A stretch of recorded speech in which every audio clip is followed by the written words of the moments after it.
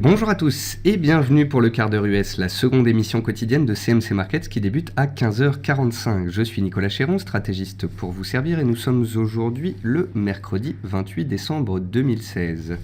Le titre du jour est « Jusqu'ici, les tendances perdurent ». En effet, les indices sont toujours globalement haussiers, le dollar est recherché et est à proximité de ses plus hauts annuels, le pétrole est recherché, il est à proximité de ses plus hauts annuels, l'or est délaissé en tendance baissière, l'euro-dollar lui aussi est délaissé et en tendance baissière. Donc nous avons bien des équilibres qui restent les mêmes que ces dernières séances, que ces dernières semaines et même que ces 2 derniers mois en fait, puisque depuis l'élection de Donald Trump, nous avons des tendances très claires qui ont été dessinées sur les marchés et ces tendances n'ont pas bougé depuis. Alors bien évidemment, tout comme vous, depuis une semaine, je vois le S&P 500, le Dow Jones, le CAC 40 buter sous des seuils techniques, buter sous des résistances psychologiques parfois, comme les 20 000 points sur le Dow Jones, et je me dis, une consolidation pourrait potentiellement intervenir, cela n'aurait rien d'illégitime. Néanmoins, n'est-il pas normal en cette période des fêtes que les indices se stabilisent et qu'ils plafonnent, qu'ils soient à l'horizontale? Est-ce que c'est parce que les indices sont à l'horizontale qu'ils vont baisser par la suite? Cela n'a rien de certain puisque les tendances restent haussières globalement et pourraient donc engendrer de nouvelles jambes de hausse. Donc, vous l'aurez compris, je pense que nous sommes tous d'accord à ce sujet. Si et seulement si des ruptures de support venaient à intervenir, nous pourrions parler de mise en place de scénarios baissiers de court terme, nous pourrions parler de tendances non plus neutres, non plus haussières mais neutres, excusez-moi, et on pourrait alors parler d'éventuels scénarios correctifs. En attendant, et jusqu'à ce qu'une cassure intervienne sur des supports, que ce soit sur le pétrole, que ce soit sur le dollar, le S&P ou le CAC 40, je resterai complètement pragmatique et factuel. L'analyse technique est notre boussole et pour l'instant, elle indique que les tendances restent en place. Avant toute chose, donc avant de rentrer dans le vif du sujet, voici un avertissement sur les risques concernant le caractère purement informatif de cette présentation et les CFD. Je vous invite à en prendre note. Vous pouvez utiliser les fonctions de chat et de questions-réponses qui se trouvent en haut de votre écran pour pouvoir converser avec moi. Dans cette émission, on verra comme d'habitude les derniers décalages intraday, ce qu'il se passe sur les actions européennes, les statistiques et le chiffre du jour, les actualités aux États-Unis, une figure graphique reconnue par la plateforme de CMC Markets. Et bien évidemment, je répondrai à vos éventuelles questions. Alors en termes de mouvement intraday, le Dow Jones Industrial Average se cherche entre les 19 900 et les 20 000 points. Il a encore frôlé les 20 000 points tout à l'heure à 19 980 points, mais pour l'instant, l'indice américain ne permet pas aux traders d'enfiler leur casquette brodée 20 000, puisqu'on a énormément de traders qui ont posté leurs photos comme ça en attente justement qu'on touche ce fameux seuil psychologique.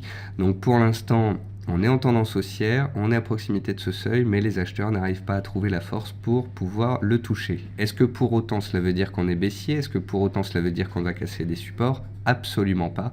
Attendons de voir lequel des deux seuils casse en premier, soit le support des 19 900, soit les 20 000 points. En attendant à 19 950, je n'ai pas envie de faire de paris et de jouer à qui tout double. Le CAC 40, lui, travaille ses plus hauts annuels en clôture à 4 845 points, donc tout comme hier, tout comme avant-hier, tout comme vendredi dernier, jeudi, etc. Ça fait en fait 9 séances d'affilée que l'indice français travaille cette zone de prix. Le VIX, donc l'indice communément appelé indice de la peur, le Volatility Index, échéance janvier, inscrit un nouveau plus bas mensuel sous les 14 points. Il est synonyme d'une complaisance sur les marchés, il n'y a donc aucun stress et c'est ce qui corrobore le fait que l'analyse technique reste haussière pour le moment. Nouveau plus haut annuel potentiel en clôture sur le pétrole qui est actuellement à 53,3 $. Depuis que nous avons pris appui sur le seuil des 51,4 la semaine dernière, les acheteurs ont la main, on fait des plus hauts et des plus bas de plus en plus hauts tous les jours. Et tant que ce sera le cas, les acheteurs auront la main et on est susceptible d'aller chercher les plus hauts annuels qui se trouvent juste au-dessus des 54 $. Je vous rappelle que les stocks de pétrole qui sont habituellement publiés le mercredi après-midi à 16h30 seront publiés jeudi à 17h. C'est ce qu'il arrive en fait lorsqu'on a un jour férié aux États-Unis en début de semaine. D'une part, on passe les statistiques d'un jour à l'autre, donc de mercredi et jeudi, mais d'autre part, et ce à chaque fois, donc sachez-le pour l'avenir, l'horaire change et passe de 16h30 à 17h.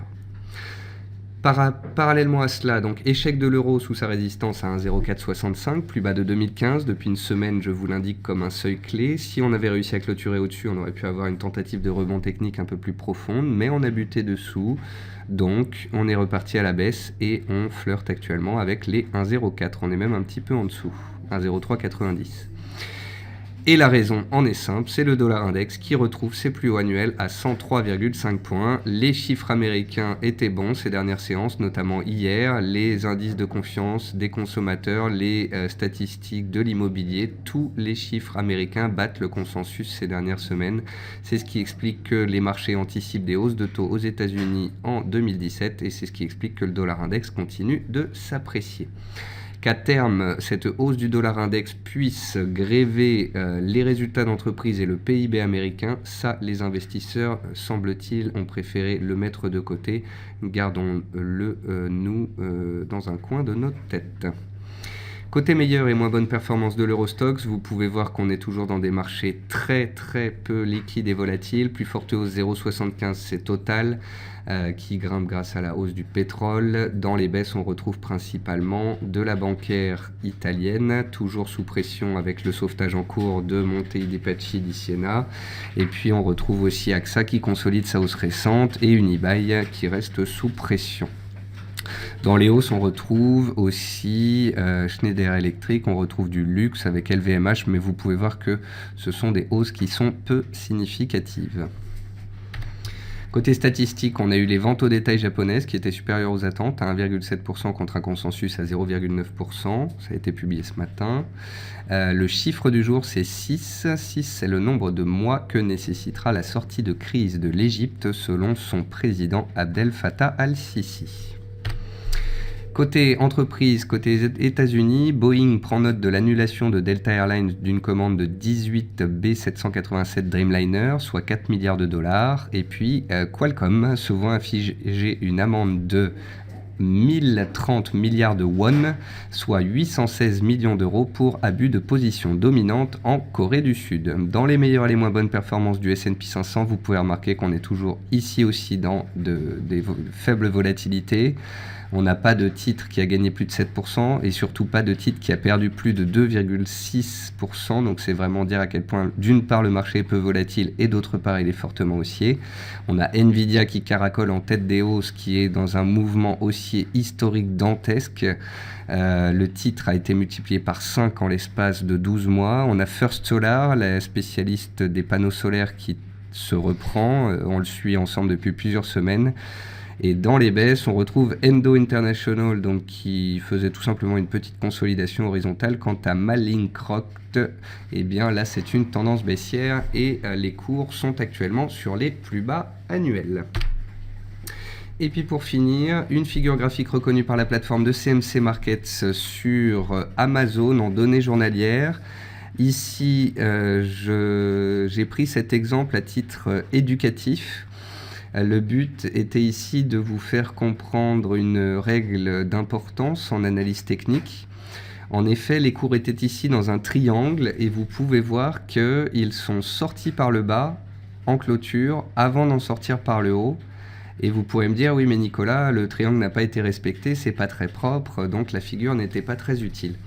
Alors en fait, un triangle chartiste, pour qu'il soit valide, on doit voir les cours sortir avant l'apex du triangle. Qu'est-ce que l'apex du triangle? C'est le dernier tiers d'un triangle chartiste. Cela veut dire que pour valider une sortie haussière ou baissière d'un triangle, les cours doivent en sortir avant les 2 tiers de la figure.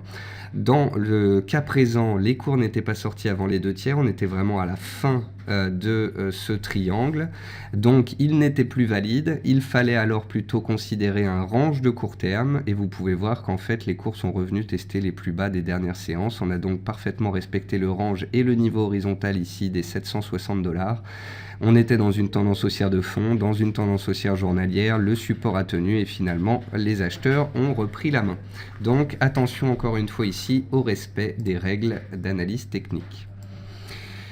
On passe sur les indices boursiers et effectivement, comme je vous le disais en introduction, cela plafonne. Alors est-ce que parce que cela plafonne, cela va baisser? Pas forcément, mais force est de constater que les 20 000 points ne veulent pas passer et les supports, dont la moyenne mobile à cette séance, sont de plus en plus testés ces dernières séances.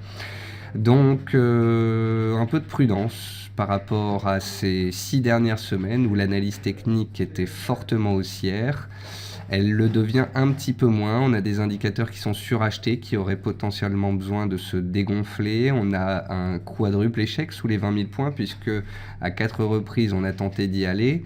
Le 20 et 21 décembre, le 27 hier et aujourd'hui le 28 décembre. Donc pour l'instant, ça ne passe pas. Et quand ça ne passe pas à la hausse, eh bien parfois les marchés ont tendance à reculer pour mieux sauter, c'est-à-dire à revenir sur des supports tangibles avant éventuellement que la tendance de fond ne reprenne ses droits. Voilà, donc comme je vous l'ai expliqué ces dernières séances, tant que la moyenne mobile à cette période tient, les acheteurs ont la main.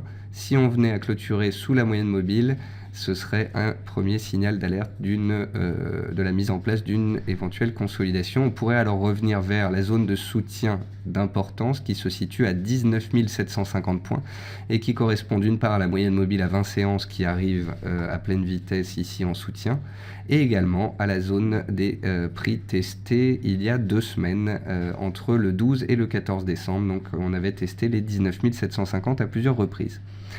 Donc voilà, trop tôt pour parler de correction à mon goût. Oui, on peut s'attendre à une éventuelle correction, mais ça, on peut s'y attendre depuis longtemps. Et vous pouvez voir que depuis, elle n'a pas eu lieu. Donc, j'attendrai que cette dernière soit validée pour pouvoir en parler plus. Car si ce soir, le Dow Jones clôture sur ses plus hauts du jour, on aura encore une fois tenu les supports, les acheteurs garderont la main et on pourrait encore une fois casser les 20 000 points et aller plus haut. Donc, n'allons pas trop vite en besogne et attendons de voir quels signaux seront validés. Concernant les actions européennes, le CAC et le DAX, ça reste haussier pour l'instant, mais ça plafonne ici aussi. Bien évidemment, si le Dow Jones et le S&P 500 consolident, eh bien le DAX ferait de même. Le DAX pourrait très bien revenir vers les 11 400 points, sa zone de support journalière, pour prendre appui sur ce seuil avant d'éventuellement continuer de grimper. Seule une rupture des 11 400 points sur le DAX changerait la donne à court terme et donnerait potentiellement la main aux vendeurs. On va jeter un œil sur les actions américaines. Il est 15h58, cela fait 28 minutes que les marchés américains sont ouverts. Globalement, je pense que c'est une séance où on va avoir plutôt des consolidations. Alors ici, vous avez le triangle sur Amazon, dont je vous ai parlé tout à l'heure. Donc là, on est en train d'essayer de gaper à la hausse au-dessus du triangle, mais c'est pas très propre. Comme je viens de vous l'expliquer, ce triangle n'est plus très propre puisqu'on a dépassé l'apex du triangle, donc les 2 tiers de la figure. Donc je vais considérer un range de court terme et en attendre la sortie. US Steel Corporation, c'était un titre haussier, il l'est toujours tant qu'il est au-dessus de sa moyenne mobile à 20 séances. Ça n'a pas changé. First Data Corp, c'est un titre qui a bloqué il y a un mois sous les 15,50 et tant qu'on sera dessous, je préfère rester neutre. L'analyse technique est neutre en tous les cas.